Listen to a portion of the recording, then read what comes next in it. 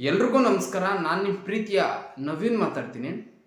ನಿಮ್ಮ ಮನೇಲಿ ನಿಧಿ ಇದೆ, ಎತ್ತಿದ್ರೆ 1000 ಕೋಟಿ ಸಿಗುತ್ತೆ. ನಿಮ್ಮ ತೋಟದಲ್ಲಿ ನಿಧಿ ಇದೆ, ಅಲ್ಲೆಲ್ಲೋ ದೇವಸ್ಥಾನದ ಹತ್ರ ನಿಧಿ ಇದೆ, ಅದನ್ನು ಎತ್ತಿದ್ರೆ ಸುಮಾರು ಸಾವಿರಾರು ಕೋಟಿ ಸಿಗುತ್ತೆ, ಒಂದೇ ಸತಿ ಶ್ರೀಮಂತರಾಗ್ಬೋದು ಅಂತ ದುರಾಸೆ ಹುಟ್ಟಿಸೋರು ತುಂಬ ಜನ ಈ ನಡುವೆ ಈ ಸ್ವಾಮೀಜಿಗಳು ಅವರು ಇವರು ಆಗ್ಬಿಟ್ಟಿದ್ದಾರೆ.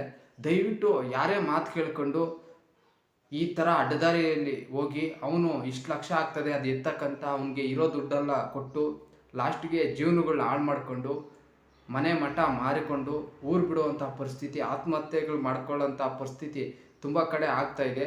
ದಯವಿಟ್ಟು ಯಾರೇ ಆಗಲಿ ಈ ರೀತಿ ಯಾರಾದರೂ ಹೇಳಿದಾಗ ಅದನ್ನು ಮೈಂಡ್ಗೆ ಹಾಕ್ಕೊಳ್ಳೋಕೆ ಹೋಗ್ಬಿಡ್ರಿ. ಯಾರು ಇವರು ಅಪ್ಪನೇನೋ ಭೂಮಿ ಒಳಗೆ 1000 ಕೋಟಿ ಆಗುವಂತಹ ನಿಧಿಗಳ್ಯಾರು ಮುಚ್ಚಿಟ್ಬಿಟ್ಟು ಹೋಗಿರಲ್ಲ.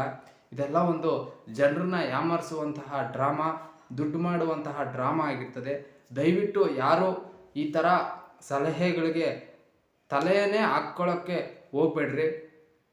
ಎಲ್ಲೂ ನಿಧಿ ಅಂತೂ ಸಿಗೋದೇ ಇಲ್ಲ, ಕಷ್ಟಪಟ್ಟಿದ್ದ ದುಡ್ಡೇ ಇಲ್ಲ. ಈ ರೀತಿ ನಿಧಿ ಸಿಕ್ಕಿ ಒಂದೇ ಸತಿ ಶ್ರೀಮಂತನಾಗ್ಬಿಡ್ಬೋದು ಅಂತ ಇವತ್ತು ಹಳ್ಳಿಗಳಲ್ಲಿ ಪ್ರತಿ ಹಳ್ಳಿಯಲ್ಲೂ ಈ ನಿಧಿಗಳು ಹುಡ್ಕೊಳ್ಳೋರು ತುಂಬ ಜನ ಆಗ್ಬಿಟ್ಟಿದ್ದಾರೆ. ಸೈಲೆಂಟಾಗಿ ಅಲ್ಲಿ ಇಲ್ಲಿ ತೋಡ್ತಾ ಇರ್ತಾರೆ, ಹುಡುಕ್ತಾ ಇರ್ತಾರೆ, ನೈಟ್ ಟೈಮ್ ಓಡಾಡ್ತಾ ಇರ್ತಾರೆ. ಯಾವುದೇ ಕಾರಣಕ್ಕೂ ಯಾರಿಗೂ ನಿಧಿ ಸಿಗಲ್ಲ. ದಯವಿಟ್ಟು ಈ ಥರ ಅಡ್ಡದಾರಿಗಳು ತುಳಿದು ತಮ್ಮ ಜೀವನಗಳನ್ನ ಹಾಳು ಮಾಡ್ಕೊಂಬಿಡ್ರಿ ಅಂತ ಈ ಮುಖಾಂತರ ಹೇಳ್ತೀನಿ. Thank you.